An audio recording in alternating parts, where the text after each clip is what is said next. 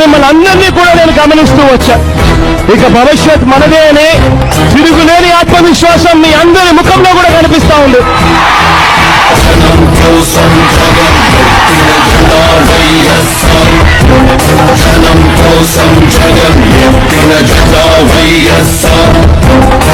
కంగుమంటున్నా మీ గొంతును చూసి, రెపరెపలాడుతున్న మన జెండాను చూసి,